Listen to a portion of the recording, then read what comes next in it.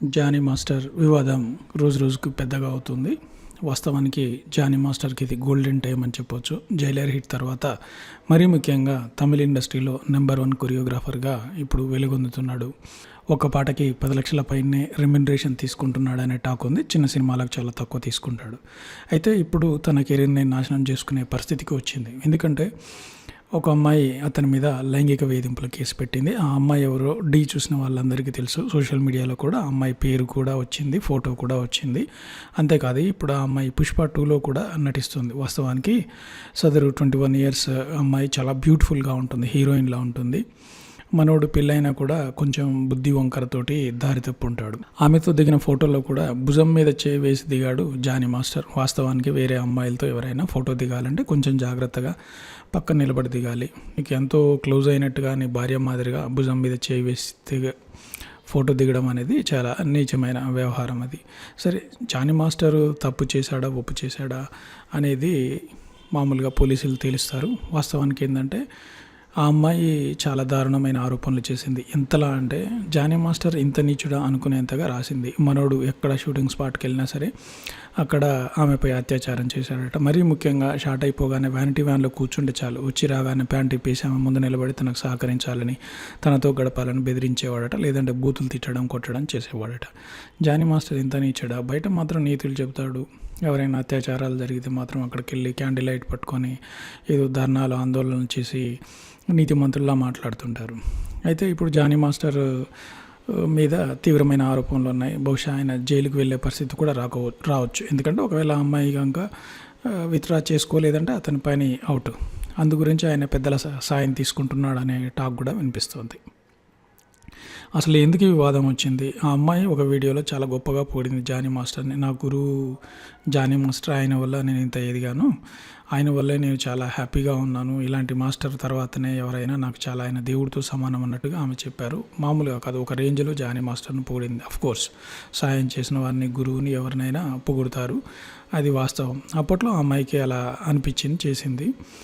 అయితే ఇప్పుడు ఆమె అసిస్టెంట్ కొరియోగ్రాఫర్గా అతని కింద పనిచేస్తుంది. చాలా బాగుంది, లైఫ్ అంతా బాగానే పోతుంది. అయితే ఎందుకు గొడవ వచ్చింది, ఎక్కడ ప్రాబ్లం వచ్చింది అనేది అంటే ఇప్పుడు టాలీవుడ్ సర్కిల్లో వినిపించేది ఏంటంటే ఇప్పటికే ఫిల్మ్ ఛాంబర్ సభ్యుల ముందు, విచారణ కమిటీ ముందు జానీ మాస్టర్ హాజరయ్యాడు. ఇటు ఆ అమ్మాయి కూడా తన వర్షాన్ని చెప్పింది. మామూలుగా బయట వినిపించేది ఏంటంటే జానీ మాస్టర్ దగ్గర నుంచి ఆమె వెళ్ళిపోవాలనుకుంది. మరి అతని లైంగిక వేధింపులు శృతిమించాయో మరొకటో తెలియదు, కానీ ఆమె వెళ్ళిపోవాలనుకుంది. ఆమె వెళ్ళిపోతా అంటే జానీ మాస్టర్ తట్టుకోలేకపోయాడు. మరంటే ఆమెతో ఎంజాయ్ చేయలేనన్న కారణమా, లేదంటే ఒక మంచి అసిస్టెంట్ను తాను కోల్పోతానన్న కారణమా తెలియదు, కానీ ఆమె వెళ్ళిపోవాలని డిసైడ్ అయిపోయింది. ఆమె వేరే దగ్గర ట్రై చేస్తుంది. ఈ విషయం తెలిసిన జానీ మాస్టర్ ఆమెకు ఎక్కడ అవకాశాలు రాకుండా చేస్తున్నాడు. దాంతో ఆమె బతిమలాడింది. అయినా కూడా 1-2 సందర్భాల్లో ఆమె ఇంటికి వెళ్ళి దాడులు కూడా చేసి బూతులు తిట్టాడట. మరో సమయంలో అతని భార్య కూడా ఇంటికి వచ్చి బూతులు తిట్టిందని చెప్పేసి ఆమె ఫిర్యాదులో రాసుకొచ్చింది. ఇంట్లో ఉన్న వస్తువులు కూడా పగలగొట్టాడట. జానీ మాస్టర్కి మెదడు ఉందా? ఏమైనా ఎవరు ఆమె, నీ పెళ్ళామా లేకపోతే ఇంకా ఏంటి? ఇంట్లోకి వెళ్ళి దాడి చేయడం నువ్వేం రౌడీవా?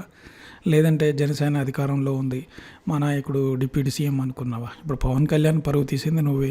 జనసేనకు నీకు సంబంధం లేదని ముందే వాళ్ళు నిన్ను హెచ్చరించారు. పార్టీలోంచి కూడా పక్కకు తప్పించినట్లే కనిపిస్తోంది. ఆ విషయం పక్కన పెడితే పవన్ కళ్యాణ్ పరువు అయితే తీసావు. ఇప్పుడు ఆ అమ్మాయి బయటికి వెళ్ళి బతుకుతా అన్నా కూడా ప్రతి ఒక్కరికి ఫోన్ చేసి తాను డ్యాన్స్ అసోసియేషన్ ప్రెసిడెంట్గా ఉన్నానని ప్రతి ఒక్కరిని బెదిరించాడు. ఆమెను పెట్టుకుంటే నీకు అవకాశాలు లేకుండా చేస్తామని చెప్పేసి ఆ అమ్మాయి కెరీర్ను నాశనం చేసే ప్రయత్నం చేశాడు. ఆఖరికి తమిళ్లో ఆమె ప్రయత్నం చేసినా కూడా అడ్డుకున్నాడు. ఇక చివరికి ఆమె ఆ హెరాస్మెంట్ను అడ్డుకోలేక మొదట మీడియాను సంప్రదించింది. ఆమె ఒక వ్యక్తిని కలవగా పోలీసులకు ఫిర్యాదు చేయాలని చెప్పారు. దాంతో ఆమె డైరెక్ట్ వెళ్ళి పోలీసు ఉన్నతాధికారిని షికావత్ని కలిశారు. ఆమె పోలీసులకు ఫిర్యాదు చేయని చెప్తూ అది ఇప్పుడు నార్సింగి పోలీసులకి ట్రాన్స్ఫర్ అయింది. ఇప్పుడు ఆ కేసు మీద పోలీసులు చాలా సీరియస్గా ఉన్నారు, విచారణ కూడా మొదలుపెట్టారు. అయితే ఇప్పుడు అంతర్గతంగా ఫిల్మ్ ఛాంబర్ కూడా దీని మీద విచారణ చేస్తుంది, అసలు ఏం జరిగింది అనేది. అయితే తాను ఛాన్స్లు ఇప్పించాను, నేను ఆ అమ్మాయిని ఏం చేయలేదని చెప్పేసి జానీ మాస్టర్ వాళ్ళ దగ్గర చెప్పుకున్నాడట. కానీ ఆమె ప్రూఫ్స్ కూడా చూపించినట్లు టాక్ వినిపిస్తుంది. అయితే మొత్తానికి లోలోన రాజీ ఏర్పాట్లు చేస్తున్నట్టుగా కనిపిస్తోంది. జానీ మాస్టర్ గాలికి పోయే కంప తగిలించుకున్నాడు. ఆ అమ్మాయి బయటకు వెళ్ళిపోతా అన్నప్పుడు వదిలేస్తే సరిపోయేది. తన సొంత పిల్లం కంటే ఎక్కువ తానేదో నెంబర్ 1 అయిపోయాను, ఇక నన్ను ఎవడు ఏమనేవాడు లేడనుకున్నాడో ఏమో అది చేశాడు. ఒకవేళ ఆ అమ్మాయి మాత్రం బలంగా ఉన్నా, పోలీసులు సీరియస్గా ముందుకెళ్ళినా కూడా మనోడు ఏకంగా జీవితాంతం జైల్లో ఉండే పరిస్థితి వస్తుంది. ఎందుకంటే ఆ అమ్మాయిని మొదట వేధించినప్పుడు మైనర్గా ఉంది అంటే పోక్సో కేసు పెడతారు. పోక్సో కేసు పెట్టారంటే మనోడు లైఫ్ లాంగ్ జైల్లో ఉండాలి. కెరీర్ పక్కన పెట్టండి, డ్యాన్స్లు గేమ్స్లు.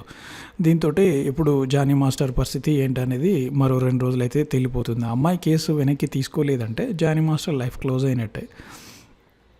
ఇప్పుడు ఈ గొడవ జరుగుతుండగానే పూనమ్ కౌర్ సంచలన ఆరోపణలు చేశారు. స్టార్ డైరెక్టర్ త్రివిక్రమ్పై ఆమె డైరెక్ట్గానే కామెంట్ చేశారు. నేను గతంలోనే సినిమా పెద్దలకు ఫిర్యాదు చేశాను, కానీ నన్ను పొలిటికల్గా కూడా ఇబ్బంది పెట్టారు. నేను మరోసారి చెప్తున్నాను, త్రివిక్రమ్ని ప్రశ్నించండి అని ఆమె అన్నారు. ప్రశ్నించండి అంటే దేని మీద ప్రశ్నించాలో అనేది కూడా పూనమ్ కౌర్ చెబితే బాగుండేది. నన్ను వేధించాడనా, లేకపోతే నన్ను వేరే వాళ్ళ దగ్గర ఇచ్చేసి చెప్పాడనా అని చెప్పేసి ఆమె డైరెక్ట్గా వెళ్ళి కంప్లైంట్ చేయాలి. సోషల్ మీడియాలో ఫిర్యాదు చేయడం ఎందుకు, లేదంటే పోలీసులకు కంప్లైంట్ చేయాలి, లేదా ఫిల్మ్ ఛాంబర్స్కు కంప్లైంట్ చేయాలి, మా అసోసియేషన్కు కంప్లైంట్ చేయాలి. ఎవరు లేదనుకుంటే పోలీస్ కేసు పెడితే డైరెక్ట్గా సరిపోతుంది. అలా కాకుండా ప్రతిసారి ఆమె త్రివిక్రమ్ మీద దాడి చేసే ప్రయత్నం చేస్తుంది. అతని తప్పు లేదని కాదు, తప్పు ఉంటే డైరెక్ట్గా వెళ్ళి కంప్లైంట్ చేయాలి. కేవలం ఏదో సోషల్ మీడియా కంప్లైంట్ చేసినంత మాత్రాన ఫలితం ఉండదు. కానీ ఏది ఏమైనా కేరళలో జరిగినటువంటి హేమ కమిటీ రిపోర్టు ప్రభావం ఇప్పుడు మెల్లిగా కనిపిస్తుంది. ఒక్కొక్కరుగా బయటకు వచ్చే ఛాన్స్ కనిపిస్తుంది. చాలామంది హీరోయిన్లు, బాధితులు తమను వాడుకునే అవకాశాలు ఇవ్వకుండా కెరీర్ను నాశనం చేసిన వాళ్ళపై కూడా ఇప్పుడు ఫిర్యాదులు వచ్చే అవకాశం ఉంది. ఎందుకంటే కేరళలో ఆల్రెడీ స్టార్ హీరోల మీద కూడా ఫిర్యాదులు వచ్చాయి. ఇప్పటికే గ్యాంగ్ రేప్ కేసులను కూడా నవీన్ పౌలి ఎదుర్కొంటున్నాడు. అతను ఇప్పటికే యూత్లో స్టార్ హీరో, భవిష్యత్తులో పెద్ద హీరో అవుతాడని చెప్పేసి అందరూ అనుకుంటున్న సందర్భంలో అతని మీద ఒక యువతి గ్యాంగ్ రేప్ కేసు పెట్టింది. కాబట్టి తెలుగులో కూడా ఎన్ని వికెట్లు పడతాయో తెలియదు. మరి మొత్తానికి మాత్రం ఇప్పుడు ఇది సెన్సేషనల్గా మారింది.